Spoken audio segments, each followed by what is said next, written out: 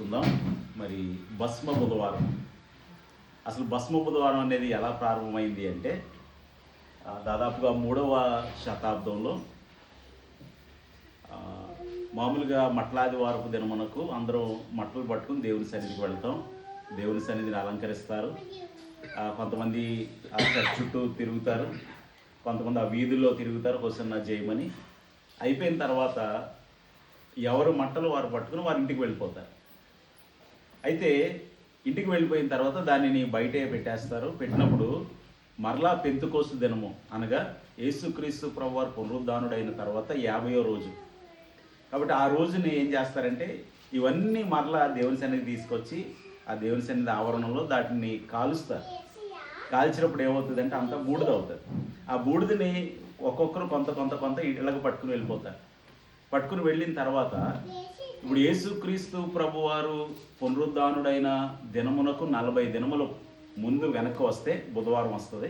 ఆ బుధవారాన్ని భస్మ బుధవారం అని ఎందుకంటారంటే ఈ బూడిదను వారు నుదుటను రాసుకుని, ప్రభువా మేము బూడిదై ఉన్నాము, మేము ధూళై ఉన్నాము, అటువంటి మమ్మల్ని రక్షించడానికి నీవు పరలోకం నుండి దిగి వచ్చావు అని దేవుని ప్రేమను జ్ఞాపకం చేసుకోవడానికి ఇది చేస్తారు. మనమైతే బూడిద రాసుకోం, కానీ ఈ యొక్క అవకాశాన్ని మనం సద్వినియోగం చేసుకొని ఏదో ఒక అవకాశం, ఇది చాలామంది ఆచారపూర్వకంగా చేసేవాళ్ళు ఉన్నారేమో, కానీ మనమైతే ఆత్మీయంగా దీన్ని చేసుకుందాం. ఇది లెంట్ అనేది పరిశుద్ధ గ్రంథంలో లేదు కదండి, ఎందుకు చేసుకోవాలి అని ప్రశ్నించే వాళ్ళు ఉంటారు. మరి అలాంటి క్రిస్మస్ అనేది కూడా పరిశుద్ధ గ్రంథంలో లేదు. కాబట్టి ఏ విషయమైనా ప్రభువైన దేవుడు మనకిచ్చిన గొప్ప వరం ఏంటంటే స్వతంత్రం. దేవుడు ఎప్పుడు కూడా నిర్బంధ భక్తిని మన మీద రుద్దలేదు. ఆదాము అవ్వల్ని ఆ చెట్టు ఫలాన్ని తినొద్దురా బాబు అని చెప్పాడు, కానీ ఆ చెట్టు చుట్టూ ఎలక్ట్రికల్ ఫెన్స్ వేయటం కానీ, ఆ చెట్టు చుట్టూ 4 దూతలు పెట్టడం కానీ దేవుడు చేయలేదు. ఎందుకంటే God gave us free will. దేవుడు మనల్ని ఒక రోబోట్స్లా తయారు చేయలేదు, కానీ మనకు స్వతంత్రం ఇచ్చి తయారు చేశాడు. కాబట్టి భక్తి విషయంలో కూడా నేను ఖచ్చితంగా ఉపవాసం ఉండాలా, అది వ్యక్తిగతం. నేను 3 గంటల వరకు ఉపవాసం ఉండగలను, వ్యక్తిగతం. నేను 6 గంటల వరకు ఉండగలను, నేను రోజంతా ఉండగలను, రాత్రి 12 తర్వాతే. ఇవన్నీ కూడా ఎవరికి వారు ఆరోగ్యాన్ని దృష్టిలో పెట్టుకుని ఎవరికి వారు ఏం చేయాలి అంటే వ్యక్తిగతంగా భక్తి జీవితంలో ముందుకు వెళ్ళాలి. కాబట్టి నిర్బంధం అనేది ఏమాత్రము లేదు. రెండోది, లెంట్ అనే పదానికి అర్థం ఏంటంటే వసంతకాలము అని అర్థం.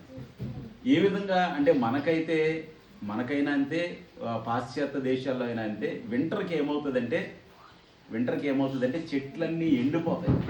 మామూలుగా మనకైతే తెలియదు, కానీ విపరీతమైన మంచు ఉంటుంది. మొన్న కూడా సన్నీ వీడియో కాల్ చేసి చూపిస్తుంటే గడ్డ కట్టేసింది మంచు. దాని మీద ఎంత గడ్డ కట్టేసిందంటే 4 రోజులు మొత్తం షట్ డౌన్ అయిపోయిందంట. సార్ కూడా విజయరాజు గారు మరి ఫారిన్ కంట్రీస్ తిరిగి వచ్చారు, వారికి పరిచయమే. కాబట్టి కోల్డ్ కంట్రీస్లో అంత విపరీతమైన మంచు వస్తే మొన్న ఒక వీడియో నేను చూశాను.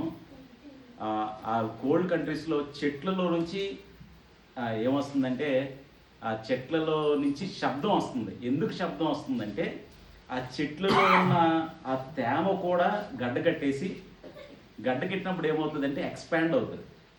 ఒక ఫిజిక్స్ పాఠం చెప్పుకోవాలంటే నీరుగా ఉన్నప్పుడు కంటే గడ్డ కట్టినప్పుడు దాని వాల్యూమ్ పెరుగుతుంది. వాల్యూమ్ పెరిగినప్పుడు అది ఏమవుతుందంటే చెట్లలో ఉన్న తేమ కూడా గడ్డ కట్టడం వల్ల అది ఆ వాల్యూమ్ పెరిగి ఆ చిట్లుతున్నాయి అన్నమాట. చిట్లు పోయి అంటే ఆ విధంగా ఎండిపోయి చిట్లుపోయిన చెట్లోంచి మరలా వసంతకాలం వచ్చినప్పుడు ఏమవుతుందంటే చిగురు వస్తుంది, నూతన జీవం వస్తుంది. అదేవిధంగా ఒకవేళ మన ఆత్మీయంగా ఎండిపోయామేమో, ఒకవేళ లోక సాధక బాధకాలలో పడి కదా, ఆ సంసారం అనే సాగరంలో పడి కదా, లోకంలో మనకున్న పరిస్థితులను బట్టి మనం దేవునికి దూరం అయిపోయామేమో, ఒక్కసారి మరలా ఈ అవకాశాన్ని సద్వినియోగం చేసుకుందాం. నేనైతే చెప్పగలను నా అనుభవాల నుండి, ఎవరైతే ఈ 40 దినాలని కాదు, కానీ ఎవరైతే దేవునికి సమీపంగా జీవిస్తారో ఖచ్చితంగా వారి జీవితంలో అద్భుతాలు చూస్తారు. పోయిన సంవత్సరం కూడా మన సంఘం విషయానికి వస్తే మరి సన్నీ 40 డేస్ వచ్చాడు, మరి దేవుడు గొప్ప కార్యం చేశాడు. అదేవిధంగా డేవిడ్ గ్రేస్ అని మొన్న సాక్ష్యం చెప్పాడు. డేవిడ్ వారు కూడా 4 సంవత్సరాలు అయింది, పిల్లలు లేరు. మరి 40 దినాలు వారు చాలా భక్తితో శ్రద్ధతో దేవుని సన్నిధికి వచ్చినప్పుడు దేవుడు వారిని జ్ఞాపకం చేసుకున్నాడు. మరి సంవత్సరం మారకముందే మరి దేవుడు వారికి బహుమానం దయచేశాడు. కాబట్టి ఈ 40 దినాలు మనం శ్రద్ధతో, భక్తితో, యథార్థతతో శిలువ ధ్యానాలు మనం చేయడానికి ప్రయత్నం చేద్దాం. కొద్ది సమయము మనం వాక్యాన్ని ధ్యానించుకుందాం. ఆదికాండము 18వ అధ్యాయము 27వ వచనము. ఆదికాండము 18వ అధ్యాయము 27వ వచనము. అందుకు అబ్రహాము, ఇదిగో ధూళియు బూడిదయునైన నేను ప్రభువుతో మాటలాడ తెగించుచున్నాను. అబ్రహాము ప్రార్థన చేస్తా ఉన్నాడు. ఎవరి ఎదుట నేను బూడిదనని చెప్తున్నాడు? ఎవరి ఎదుట నేను ధూళినని చెప్తున్నాడు? అసలు ఈ కంటెక్స్ట్ ఏంటి? ఏ సందర్భంలో ఈ మాటలు మాట్లాడాడు అంటే, అబ్రహాము పరిస్థితి మనం ఆలోచిస్తే, ఆ ఫిలిష్తియా ప్రాంతంలో ఉన్నప్పుడు అబీమెలెకు ఆ ప్రాంతం రాజు. ఆ ప్రాంతపు రాజు అయిన అబీమెలెకు అబ్రహాం దగ్గరికి వచ్చి అంటాడు, అతని సైన్యాధిపతి అయిన ఫీకోల్ను కూడా తీసుకుని వచ్చి, అబ్రహామా, నీవు మా మధ్య రాజులా ఉన్నావు, నిన్ను చూస్తే మాకు భయం వేస్తుంది. You became so strong. నువ్వు ఎప్పుడైనా ఒకవేళ నీ మనసు కఠినమై మా మీద దాడి చేసి మా దేశాన్ని స్వాధీనపరచుకుంటావేమో అని మాకు భయం వేస్తుంది. కాబట్టి నీవు నీ మధ్య మా మధ్య ఒక నిబంధన చేసుకుందాం. ఆ నిబంధన ఏంటంటే, మేము ఎప్పుడు నీ జోలికి రాము, నీవు కూడా దయచేసి మా జోలికి రావద్దు. అంత ఘనమైన, బలమైన, శక్తివంతమైన అబ్రహాము ఇప్పుడు దేవుని ఎదుట నిలబడి ఏమంటున్నాడంటే, నేను దుమ్మును ధూళినై ఉన్నాను. ప్రభువుతో ప్రార్థన చేస్తున్నాడు. ఎందుకు ప్రార్థన చేస్తున్నాడు? చాలామంది వెస్ట్రన్ కంట్రీస్లో అంటారు, పరిశుద్ధ గ్రంథంలో అత్యంత ఎక్కువగా బేరమాడిన వ్యక్తి ఎవరైనా ఉన్నారు అంటే అబ్రహామే.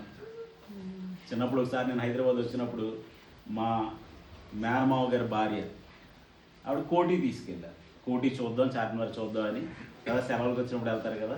వెళ్ళినప్పుడు చార్మినార్ దగ్గర ఏదో స్త్రీలకు గాజులు ఇవి చాలా ఉంటాయి కదా, చార్మినార్ దగ్గర షాపింగ్ దగ్గరికి వెళితే, నేను కూడా చిన్నపిల్లలోని 6th క్లాస్ 7th క్లాస్ చదువుతున్నాను. మా అత్త పక్కన నిలబడ్డాను. వాడు 100 రూపాయలు చెప్పాడు గాజులు. చెప్తే ఈమె వెంటనే 20 రూపాయలు అని అడిగింది. అడిగేసరికి వాడు తిడతాడేమో అని నేను వేరే వైపు నిలబడ్డాను. వాడు ఎక్కడ తిడతాడా అని. అంటే బేరమాడే విషయం చెప్తున్నాను. అంటే లేదు మేడం, అంటే నేను అసలు తిడతాడేమో అనుకున్నవాడు అంత సాఫ్ట్గా మాట్లాడుతాడు. ఆఖరికి 25 రూపాయలకు 30 రూపాయలకు గాజులు తీసేసుకున్నారు. అదేవిధంగా అబ్రహాము 50తో మొదలు పెట్టేసరికి ఏమన్నాడంటే, ప్రభువా, ఒక్క 40 మంది ఉంటే ఆ ప్రాంతాన్ని నువ్వు నాశనం చేయకుండా ఉంటావు కదా అని అడిగాడు. అలా బ్రతిమలాడే ఆ విజ్ఞాపన ప్రార్థన చేసే సమయంలో అబ్రహాము మాట్లాడుతున్న మాటలు ఏంటంటే, ఇదిగో బూడిదయునైన నేను, బూడిదయునైన నేను ప్రభువుతో మాట్లాడ తెగించుచున్నాను. అసలు అబ్రహాము పరిస్థితి మనం ఆలోచిస్తే, అబ్రహాము దేవుని చేత ఏర్పరచబడినవాడు, అబ్రహాము దేవుని స్వరమును వినినవాడు, అబ్రహాము దేవుని స్నేహితుడని పిలువబడినవాడు, అబ్రహాము దేవుని చేత ప్రత్యేకింపబడినవాడు, అబ్రహాము విశ్వాసులకు తండ్రి, అబ్రహాము పరాక్రమవంతుడు. ఎంత పరాక్రమవంతుడంటే, 4 రాజులతో యుద్ధం చేసి నైట్కి నైట్ వితౌట్ ఎనీ ప్రిపరేషన్. నేను అనుకుంటాను ఆ వయసులో కూడా అబ్రహాం 6 ప్యాక్ ఉండేదేమో, అంత బలంగా ఉండేవాడేమో. తన ఇంట పుట్ట అలవర్చబడిన 318 మందిని తీసుకుని వెళ్ళి, ఆదికాండం 14:14లో చూస్తాం, 4 రాజులతో యుద్ధం చేసి వారిని జయించి వచ్చేసాడు. ఎంత పరాక్రమవంతుడు, ఎంత యుద్ధశూరుడు. రాజులు భయపడిన వారు. తన భార్య చనిపోయినప్పుడు హేతు కుమారులు అంటున్నారు, నీవు మా మధ్య రాజులా ఉన్నావు అంటున్నారు. నీవు మా మధ్య రాజులా బ్రతుకుతున్నావు, యు ఆర్ ఎ కింగ్.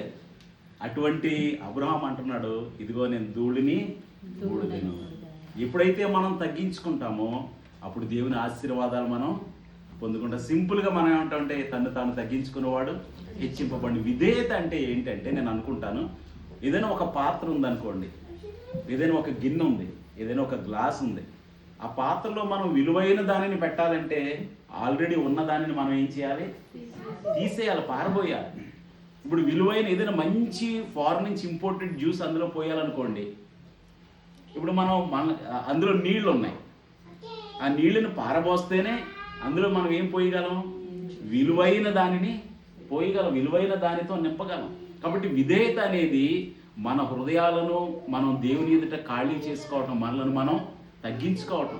ఎప్పుడైతే తగ్గించుకుంటామో ఖచ్చితంగా దేవుని ఆశీర్వాదాల చేత మనం నింపబడతాం. ఇక్కడ అబ్రహాము ఎప్పుడైతే తనను తాను తగ్గించుకున్నాడో 18వ అధ్యాయంలో 2 అధ్యాయాలు గడిచేసరికి 21 అధ్యాయం వచ్చేసరికి మొరియా పర్వతం ఎక్కాడు. అక్కడ కూడా ప్రభువా, లోతు నిమిత్తం నన్ను నేను తగ్గించుకున్నాను, నా కుమారుని విషయంలో కూడా నన్ను నేను తగ్గించుకున్నాను, నేనేం పొందుకున్నది నీ ద్వారానే, కాబట్టి నాకు కలిగిందంతా నీదే ప్రభు అని ఎప్పుడైతే తనను తాను తగ్గించుకున్నాడో విశ్వాసులకు తండ్రి అని అన్నాడు. ఇక్కడ ఈ 18వ అధ్యాయంలోనే అంతకు ముందు ఏమంటాడంటే, వచ్చే సంవత్సరం ఈ టైంకి వస్తాను, శారా ఒడిలో కుమారుడు ఉంటాడు. కాబట్టి వాగ్దానం పొందుకున్న మనం తగ్గించుకుంటే వాగ్దానపు నెరవేర్పును చూస్తాం. వాగ్దానం పొందుకున్న, ఒకవేళ వాగ్దానం పొందుకోలేదా మనం తగ్గించుకుంటే 2 ఆశీర్వాదం పొందుకుంటాం. 2 ఆశీర్వాదాలు మీరు ఎలా చెప్పగలరండి అంటే, మరొక భక్తుడిని మీకు చూపిస్తాను. చూడండి, యోబు గ్రంథము 42వ అధ్యాయం 6వ వచనంలో అక్కడ యోబు గారు చెప్తూ ఉన్నాడు. ఏమని చెప్తూ ఉన్నాడు? కావున నన్ను నేను అసహ్యించుకుని ధూళిలోను బూడిదలోను పడి పశ్చాత్తాపడుతున్నాను. ఎవరి మాట చెప్తున్నది? యోబు. యోబు ఎంతటి గొప్పవాడంటే, యోబు గురించి ఎవరు సాక్ష్యం చెప్తున్నారు? సర్వశక్తి గల దేవుడే. ఏమంటున్నాడంటే సాతానుతోటి, సాతానా, యోబుని చూసావా? అసలు యోబు వంటి వాడు భూమి మీద ఎవరు లేరు. యథార్థవంతుడు, సత్యవంతుడు, నమ్మకమైన వాడు, ఎంత భక్తి గలవాడు అని దేవుడే సాక్ష్యం చెప్తున్నాడు. ఎవరితో సాక్ష్యం చెప్తున్నాడు? అపవాదితో సాక్ష్యం చెప్తున్నాడు. బహుశా ఇటువంటి వ్యక్తి పరిశుద్ధ గ్రంథంలో మరొకడు లేడు. ఎటువంటి వ్యక్తి అంటే, దేవుని చేత అపవాదికి సాక్ష్యం చెప్పబడిన వ్యక్తి. ఈ వ్యక్తి అంటున్నాడు 42వ అధ్యాయం వచ్చేసరికి, అంతకుముందు అధ్యాయంలో దేవుడు చెప్తున్నాడు, దేవుడు తన శక్తిని, తన సామర్థ్యాన్ని, తన బలాన్ని, తన జ్ఞానాన్ని ఒక 2 అధ్యాయాలు యోబు ముందు చెప్పేసరికి యోబు అంటున్నాడు, ప్రభువా, ఇదంతా విన్న తర్వాత నన్ను నేను అసహించుకుని దుమ్ములో బూడిదలో పడి పశ్చాత్తాపడుతున్నాను. ఎప్పుడైతే ఈ మాటలు చెప్పాడో అధ్యాయం ఎలా ముగించబడుతుందంటే, యోబు అంతకు మునుపు ఉన్న దానికంటే 2 ఆశీర్వాదాన్ని పొందుకున్నాడు. కాబట్టి మనం తగ్గించుకుంటున్నామంటే ఆ నెక్స్ట్ స్టెప్ ఏంటంటే దేవుడు మనలను హెచ్చిస్తాడు. కాబట్టి ఈ 40 దినాలు దేవుడు మనలను ఆశీర్వదించాలి అంటే, మన జీవితకాలం మనం దానిని స్వతంత్రించుకోవాలంటే, we should empty our cells first. ముందు మనలను మనం ఖాళీ చేసుకోవాలి. ఈ మధ్య కాలంలోనే దేవుడు ఒక విత్తనాన్ని నాటాడు నా మనసులో. ఏంటంటే, కయీను హేబేలుల అర్పణ గురించి ఒకసారి ఆదివారం వాక్యం చెప్పాలని స్టడీ చేస్తున్నాను, దేవుని సన్నిధిలో కనిపెడుతున్నాను. ఒక చిన్న మాట ఏంటంటే, అసలు మనం అనుకుంటాం కయీను అర్పణ దేవుడు అంగీకరించలేదు అనుకుంటాం, కానీ కయీను అర్పణ అర్పించకముందే దేవుడు కయీనును అంగీకరించలేదు.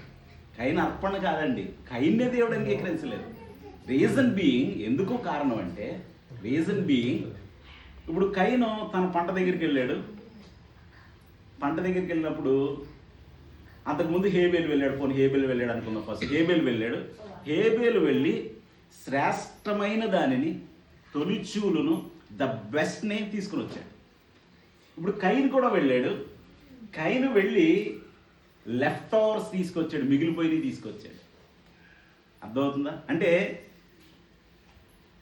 దేవుని కంటే నేనే ముఖ్యం అనుకున్నాడు కయీను, నాకంటే దేవుడే ముఖ్యం అనుకున్నాడు హేబేలు. కాబట్టి అర్పణ అంగీకరించక మునిపే God decided what to accept and what not to accept. ఏది అంగీకరించాలో ఏది అంగీకరించకూడదు. అంటే అర్పణ తీసుకుంటున్నప్పుడే హేబేలు, ప్రభువా, ఇదంతా నీదే, ఇది నీ దానము, కాబట్టి నీ ఎదుట నన్ను నేను తగ్గించుకుంటున్నాను, కాబట్టి I will give you the best I had అని ఎప్పుడైతే హేబేలు ఆ అర్పణ సెలెక్ట్ చేసుకుంటున్నప్పుడే తనను తాను తగ్గించుకుని దేవునికి అర్పణ తీసుకున్నాడు. నేను అనుకుంటాను, అర్పణ అర్పించే ఆ ప్రాసెస్, ఆ ప్రోటోకాల్, ఆ ప్రొసీజర్ అంతా అవ్వకముందే దేవుడు ముందే హేబేల్ని అంగీకరించేశాడు. ఆదాము అవ్వలు కూడా ఏం చేశారండి? అసలు నన్ను అనుకుంటాను, మొట్టమొదటి పాపం ఈ భూమి మీద జరిగింది ఏంటంటే అవిధేయత. అవిధేయత వల్లే వాళ్ళు ఆజ్ఞాతిక్రమం చేశారు. ఆజ్ఞాతిక్రమం వల్ల పాపం వచ్చింది. పాపం వల్ల వచ్చే జీతం మనందరికి సంక్రమించింది. కాబట్టి విధేయత మనకుంటే మనం ఆశీర్వదింపబడతాము. ఆ విధేయత అనేది అది మన సెలక్షన్లో, మనం దేవునికి ఇచ్చే దాంట్లో, దేవుని ఎదుట మనం తగ్గించుకోవటంలో ఉంటుంది. కాబట్టి 40 దినాలు దేవుడు నన్ను దర్శించాలంటే, యోబు వలె రెండింతల ఆశీర్వాదం దయచేయాలంటే, అబ్రహాము వలె అబ్రహాంకి ఇచ్చిన వాగ్దానం తన జీవితం నెరవేరింది. దేవుడు మనకి ఇచ్చిన ఈ సంవత్సరం ఇచ్చిన వాగ్దానాలు నెరవేరాలంటే, మనం ఊహించిన దానికంటే ఓ మెట్టు అధికంగా మనం ఎక్కాలంటే, దేవుని చేత మనం అంగీకరింపబడాలంటే మనల్ని మనం తగ్గించుకోవాలి. అబ్రహాము వంటి మహారాజే, విశ్వాసులకు తండ్రే, దేవుని స్నేహితుడు అని రాయబడిన వాడు. నేను అనుకుంటాను దేవుని స్నేహితుడు నేను ఒక్కడికే రాయబడింది, ఈయన ఒక్కడికే. యేసు ఒకవేళ దేవునికి ఫ్రెండ్ లిస్ట్ రాస్తే, ఒకవేళ ఫేస్బుక్ అనే అకౌంట్ ఉంటే అందులో ఫ్రెండ్స్లో ఎవరుంటారు? అబ్రహాం ఒక్కడే ఉంటాడు, వన్ అండ్ ఓన్లీ ఫేస్బుక్లో ఫ్రెండ్స్ కదా. ఫ్రెండ్స్, మన ఫ్రెండ్స్ స్నేహితులు అంటారు. అలా దేవునికి ఒకే ఒక్క స్నేహితుడు పరిశుద్ధ గ్రంథంలో ఉన్నాడు. ఆ స్నేహితుడు అబ్రహాము అంటున్నాడు, ఇదిగో ధూళి బూడిదనైన నేను ప్రభువుతో తెగించుతున్నాను. కాబట్టి ఎప్పుడైతే మనలను మనం తగ్గించుకుంటామో, ఎప్పుడైతే మన హృదయాలను మనం ఖాళీ చేసుకుంటామో, ఎప్పుడైతే దేవుని ఎదుట ప్రభువా what ever I had is because of you, కేవలం నీ దయ, నీ కృప, నీ దానం నాయన అని మనం అనుకుంటాము, ఖచ్చితంగా గాడ్ స్టార్ట్స్ ఫిల్లింగ్ అస్. దేవుడు మనలను నింపడం ప్రారంభిస్తాడు. ఆ విధంగా మరి ఈ దినమున పుట్టినరోజు జరుపుకుంటున్న ఆకాశ బన్నీ జీవితాన్ని, మన సంఘాన్ని, మన హృదయములను, మన జీవితములను, కుటుంబములను దేవుడు తన ఆశీర్వాదముతో, నిత్యమైన ప్రణాళికతో మనలను నింపి ఆయన నామ మహిమార్థమై ముందుకు సాగింప చేయనుగాక. ఆమేన్. తలలు వంచినట్లయితే ప్రార్థన చేసుకుందాం. ప్రభువా, నీకు వందనాలు, స్తోత్రాలు. ఇప్పుడు వరకు విన్న వాక్యాన్ని మా హృదయంలో భద్రపరచండి. విశ్వాసులకు తండ్రి అయిన అబ్రహాము నీ ఎదుట తనను తాను తగ్గించుకున్నాడు. ప్రభువా, యోబు వంటి మనుష్యుని నీవు కనుగొనగలవా అని మీరు అపవాదిని ప్రశ్నించారు. అటువంటి యోబే ప్రభువా తనను తాను అసహ్యించుకుని ధూళిలోను బూడిదలోను పడి పశ్చాత్తాపడ్డాడు. అవును ప్రభువా, నీ ఎదుట మేమేపాటి వారము, నీ పరిశుద్ధత ముందు మేమేపాటి వారము, నీ పరాక్రమము ముందు మేమేపాటి వారము, నీ మమ్మలను జ్ఞాపకం చేసుకోవటానికి మేమేపాటి వారమయ్యా. అటువంటి మమ్మలను రక్షించడానికి పరలోకమును విడిచి దిగి వచ్చిన దేవుడవు ప్రభువా, నీకు వందనాలు, స్తోత్రాలు. ఇట్టి జ్ఞానము కలిగి, ఇట్టి ఆత్మీయ మెలకువ కలిగి, మేమెంత, మా జీవితములెంత, మా బ్రతుకులెంత అని నిత్యము నీ ఎదుట మమ్మల్ని మేము తగ్గించుకొంచు, నీకు మా బెస్ట్, మా కలిగిన వాటిలో శ్రేష్టమైనవి నీకు ఇస్తూ, మా అర్పణల ద్వారా, మా మాటల ద్వారా, మా జీవితం ద్వారా, మా ప్రవర్తన ద్వారా, మా కుటుంబాల ద్వారా, మా సంపాదన ద్వారా, మా పిల్లల ద్వారా, మా సమయం ద్వారా నీకు మొదటి స్థానం ఇస్తూ, నిన్ను ఘనపరుస్తూ, మహిమపరుస్తూ వర్ధిల్లే కృప మాలో ప్రతి ఒక్కరికి అనుగ్రహించమని, మమ్మలను రక్షించడానికి పరలోకం నుండి దిగి వచ్చిన యేసు నామములో స్తుతించి వినయముగా వేడుకొనుచున్నాము తండ్రి. ఆమేన్. ఆమేన్. అందరికీ